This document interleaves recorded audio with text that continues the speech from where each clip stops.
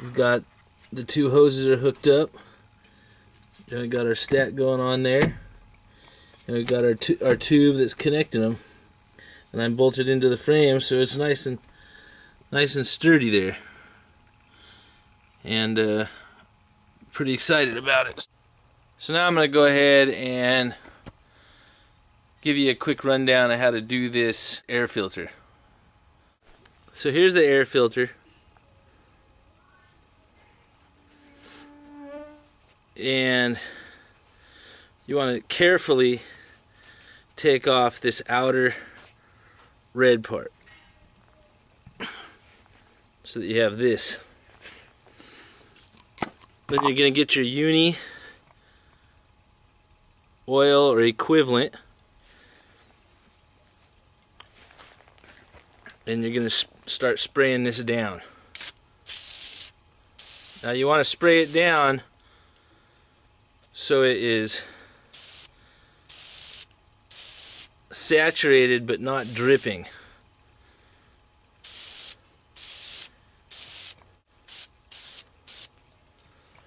And I actually do the inside as well.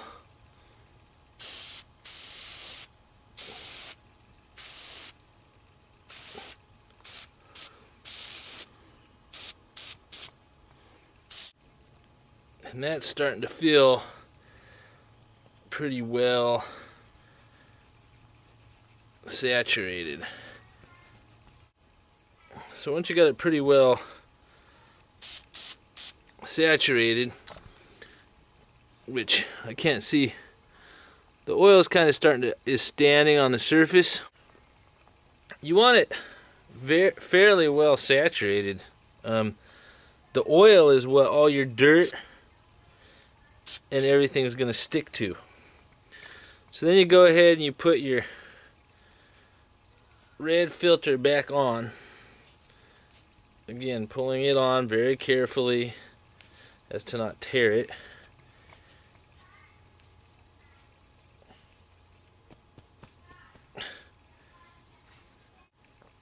Once you got that on there, you're going to do the same thing to it. You're going to coat it.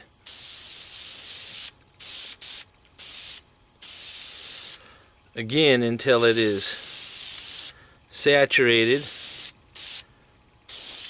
but not dripping.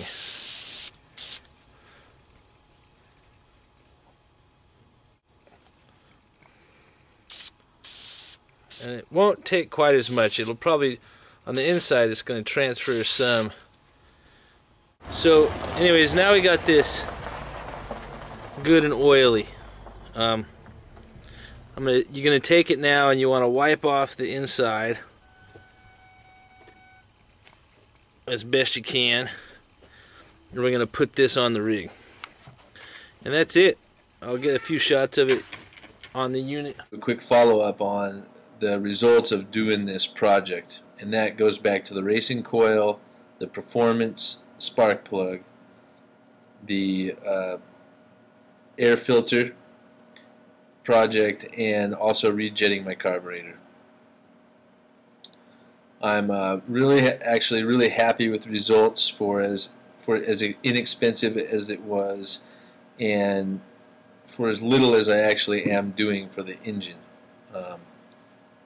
Because other than putting more fuel into the engine and adding a little bit more air, you know, those are two things that sometimes make a difference, sometimes don't make a difference.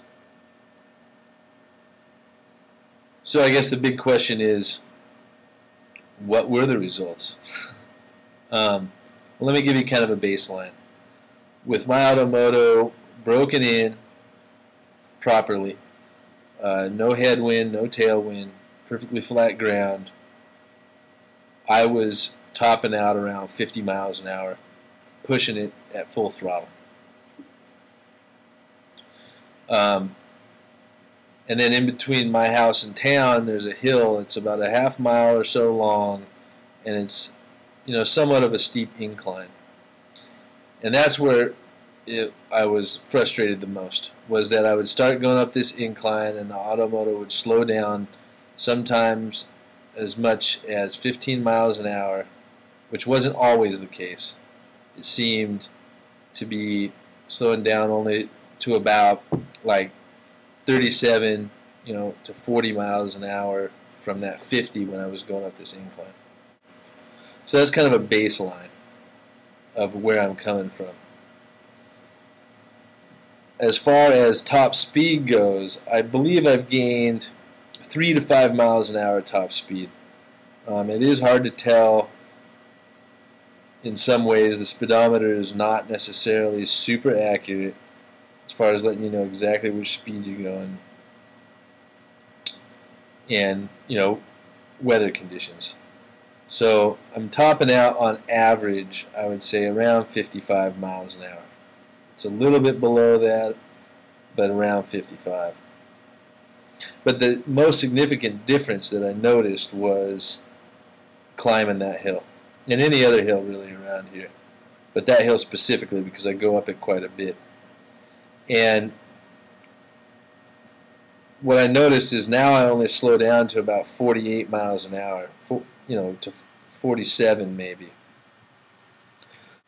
I'm actually dropping quite a bit less total miles per hour climbing that hill, and I'm staying within a fairly safe range for the speed limit of the road, where I don't have to really worry about someone who's not paying attention rear-ending me like I was when I was on a 50 mile an hour road slowing down below 40 miles an hour, or even to 40 miles an hour. I mean, that's 10 miles difference. That's a big difference.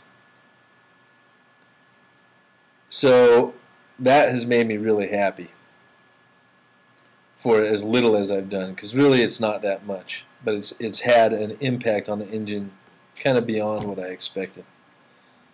So if you're looking to get a little bit more top end speed, but get a lot more like overall performance out of an engine at a very low expense, and that performance being climbing hills fairly, better,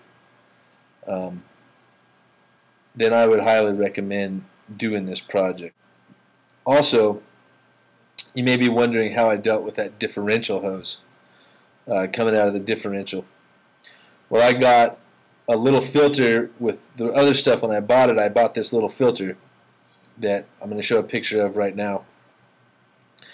And I took that and I put it into the end, put it on the end of the hose coming out of that differential, and then I took an existing bolt hole in the frame from where the airbox sat and used one of those bolts and bolted it to the frame up, totally out of the way of the debris, and that's allowing that differential to breathe, and it's keeping it from losing oil. So that's how I dealt with that. And so I'm real happy. I'm real happy with the results. And so on another note, as things keep coming up, as I keep doing modifications and other projects with this Automoto, I'll keep posting stuff. Post these videos, which I hope have been helpful to you guys out there in the Automoto world who may be reluctant to do some of these modifications yourself when they're actually fairly simple. I know that we're going to be getting these brake upgrades for doing rear disc brakes, and I'm going to be installing mine myself because I don't feel like driving my Automoto over to Seattle to have the dealer that I got it from to deal with it. So I'll be recording that so that you guys out there that might be in the same situation will have somewhere to turn to as far as getting some information on how to do this installation. So, thanks for watching, and keep looking for more good stuff. You'll probably hear from me soon. I'm out.